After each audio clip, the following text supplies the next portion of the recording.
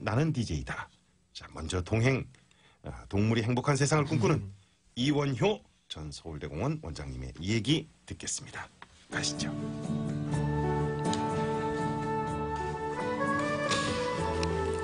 십 년 전 제가 서울대공원장으로 처음 부임했을 때 얘기입니다. 동물원을 한 바퀴 살펴보는데 좀 불편한 느낌이 들었어요. 한여름도 아닌데 사자도 오랑우탄도 축축 늘어져 있었거든요. 사람이 쳐다보면 짜증난다는 듯이 고개도 돌렸습니다. 말을 할 수 없는 동물이지만 딱 봐도 행복하지 않은 것 같았습니다. 마치 제때 꼬박꼬박 밥을 주기는 하지만은 감옥에 갇혀 있는 것처럼 보였습니다. 그리고 얼마 후에 저는 서울대공원의 사육 실태를 조사한 보고서 슬픈 동물원을 읽게 되었습니다. 거기에는 숲을 대신 콘크리트 바닥에서 생활하다가 발가락을 잃어버린 고릴라, 또 스트레스로 깃털이 몽땅 빠져버린 타조 등 충격적인 이야기가 들어있습니다. 이래서는 안 되겠다 생각이 들었죠. 동물들이 행복하지 않은데 구경하는 사람들이 어떻게 행복할 수 있겠습니까? 저는 한 사육사에게 가서 물었습니다. 어떻게 하면 동물이 행복해질 수 있어요? 동물들은 먹이만 많이 주면 행복해집니까? 하지만 그게 아니었습니다. 야생 상태에서 육식 동물들은 전력 질주를 해야지만 먹이를 얻을 수 있습니다. 사자도 먹이를 사냥할 때는 목숨을 건다는 얘기 들어보셨죠? 예. 그런데 동물원에서는 애써 먹이를 구할 필요가 전혀 없다는 것입니다. 사자도 호랑이도 표범도 뱃살이 축 늘어진 상태로 잠만 자고 있었습니다. 사는데 어떤 의욕도 재미도 느낄 수 없는 그런 표정이었죠. 저는 고민 끝에 동물 행동 풍부화 프로그램이라는 것을 시작했습니다. 높은 곳을 좋아하는 침팬지를 위해서는 24m 높이의 정글짐을 설치했습니다. 사자 우리에는 천장에 레일을 설치하고 관람객들이 자전거 페달을 밟으면 레일이 매달린 고깃덩어리가 돌아가도록 만들었습니다. 침팬지들은 그 높은 정글짐 꼭대기에 올라가서도 신나게 줄을 탔습니다. 사자들은 움직이는 고깃덩어리를 낚아채면서 날카로운 눈빛을 되찾았습니다. 이렇게 동물들의 행동이 풍부해지자 관람객들도 반응이 달라졌습니다. 사육사들도 동물 본연의 움직임을 이끌어내기 위해서 끊임없이 연구하고 있습니다. 저는 얼마 전 10년간의 원장 임기를 마치고 서울대공원을 떠났습니다. 집에서 아무것도 안 하고 며칠 돌아보니까 그 동물들 입장도 알겠더라고요. 사람도 동물도 사실 똑같습니다. 계속 움직이고 스트레스도 좀 받아야 돼요. 그래야지 사는 게 재밌고 행복한 겁니다. 현재 서울대공원의 모토는 동행입니다. 동행이라는 말에는 몇 가지 뜻이 있죠. 동물의 행동, 동물의 행동이 묻어나는 동물원.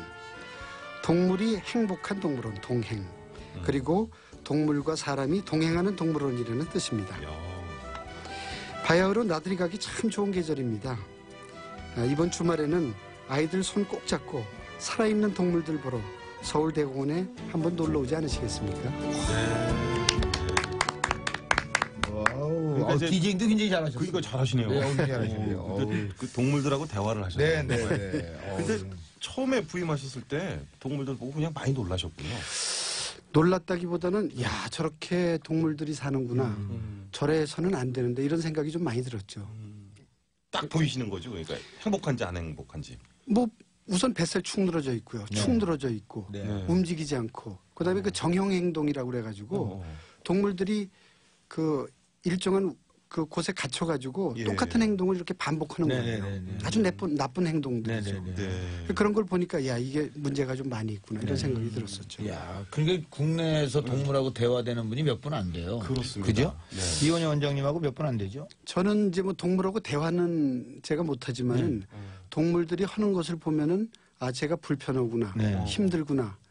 왜 그런 얘기 있지 않습니까? 뭐 식당계 3년이면은 라면 끓인다고 그러는데 그러니까요. 저도 서울대공원 10년이니까 사실 동물들 행동을 보면은 동물들 행동이 예. 아 얘가 뭐를 의미하는구나 이런 정도는 읽어낼 수 있죠. 아, 그러면 대화죠, 뭐. 네, 서로 뭐 다이얼로그 아니라도 대화죠. 우리가 저 예. 뭐야 집에서 개를 하나 키우더라도 네, 네. 동물 입장에서 생각하기가 이게 쉽지 않지 않습니까? 그렇죠. 예. 자꾸 우리한테 충성을 강요하지 않습니까? 예, 그렇죠. 말 잘 들어야 돼. 예. 그렇죠. 참 어렵습니다. 이게 근데 자, 이 슬픈 동물원 어떤 내용이었습니까? 그 제목이 참 그 보고서가 그 제목이 참 좋습니다. 예, 그 동물을 사랑하시는 분들이 예. 그 당시에 서울대공원 동물원을 보시고 충격적인 리포트를 한 거예요. 아주 나쁜 그 불행한 거 이런 것들만 전부 찾아서 리포팅을 한 거죠. 그러니까 제가 처음 가서 봤을 때는 사실 서울대공원을 그렇게 깊이 모르던 상태였으니까 네. 그 보고서 자체가 저한테는 교과서가 됐죠. 오. 야, 이거를 고치면은 동물원의 동물들이 행복해진다. 동물이 행복해지면은 또 사람도 행복해진다. 이런 생각을 제가 들었었던 거죠. 근데 그 저도 이제 불과 몇 년 전에 가보면 동물들이 늘 이렇게 아주 소극적으로 누워있거나 예, 지쳐있거나 이래서 저는 그때 생각이 저 동물들한테 월급을 안 줘서 그런 거 아닌가. 네? 먹을 것만 주고 말이에요. 예. 그 사람들은 남도 지금 노동을 하고 있는데 네. 그 친구들에 대해서 대가가 이거 뭐 닭다리 한두 개 갖고 되겠는가. 그런 생각을 했어요. 그 사실은 동물들이 먹이를 지나치게 많이 먹을 수 있어요. 네. 예를 들어서 5마리 동물을 놓지 않습니까? 그럼 5마리한테 5분의 1씩 딱딱딱딱 주면은 네. 5분의 1씩 균등하게 먹겠죠. 네. 네네. 근데 거기도 서열이 있어요. 네. 그러니까 서열 높은 녀석은 많이 먹었거든요. 서열 낮은 녀석들은 쫄쫄 굶는 거예요. 그렇죠. 네. 그러다 보니까 그 서열 낮은 녀석도 많이 먹을 수 있도록 먹이를 많이 주는 거예요. 네. 그러다 보니까 뱃살이 늘어지는 거죠. 그러니까 이것도 잘못되는 거기 때문에 이런 부분도 상당히 그 관리에 그런 어떤 손길이 필요한 거죠. 그러면 이렇게 좀 해석을 할 수도 있겠습니까? 지금 말씀은 이제 동물원의 그 동물들에게만 국한해서 말씀을 해주셨는데 당연히 뭐 애완동물이라든지 예, 예. 반려동물 예. 또 숲속에 지저귀는 새들과 예, 예. 고라니와 너구리 이런 것에 대해서도 우리가 같은 생각을 가져야 될까요? 그 이제 방법은 다르지만 우리가 같은 생각을 가질 수 있죠. 그러니까 사람들이 지나치게 넓은 공간을 차지하고 인구 수가 늘어나고 네. 식량 소비를 하고 이러니까 야생이 이제 줄어드는 거죠. 네네. 야생의 밀림이 줄어들고 숲이 줄어들고 그러니까 동물들이 자꾸 공간이 없어지는 거죠. 뭐 그런 부분들도 역시 같이 얘기가 되겠죠. 그 사명감 있는 사육사분들이 대단히 많더라고요. 옛날에 그 백호를 북한 동물원에 예, 기증하면서 정말 펑펑 울던 사육사가 저도 기억이 나는데. 예. 그때 그 동물을 데리고 북한으로 올라간 건 처음이었었어요. 분단 이후에 처음 올라갔는데 네. 그 사육사가 그 백호를 태어났을 때부터 이렇게 기른 사육사였습니다. 그래서 그 개성에 도착을 했는데 네. 이 사람이 손을 쑥 집어넣는 거예요. 우리 안으로. 그래서 제가 깜짝 놀래가지고 큰일 나. 큰일 나니까 손 빨리 빼세요 그랬더니 아이 괜찮아요 이러면서 그걸 만지는 거예요. 맹수한테 손을. 예, 근데 이제 자기가 어렸을 때부터 해가지고 그건 뭐 안전으로 되는 걸 자기가 이제 아는 거죠. 그러면서 우는 거예요. 그래도 그렇지. 아유. 그래서 꺽꺽 울어요 또. 이게 아주 우는 게 굉장히 처량하더라고요. 저도 이제 굉장히 슬프고. 직접 보셨군요. 그죠? 그렇죠. 그래서 왜 그러냐 그랬더니 사실 서울대공원에서는 먹이는 아주 잘 줬는데 또 심지어는 닭고기 같은 거를 줄 때는 그 기름기 같은 거 뒤에 그 노란 기름 있지 않습니까? 네. 그런 것도 다 빼고 줬다고요. 근데 북한 가면은 얘가 과연 잘 먹겠느냐. 그러면서 분명히 북한 가도 먹기는 잘 먹을 거다. 그러나 먹이가 분명히 거칠 거다.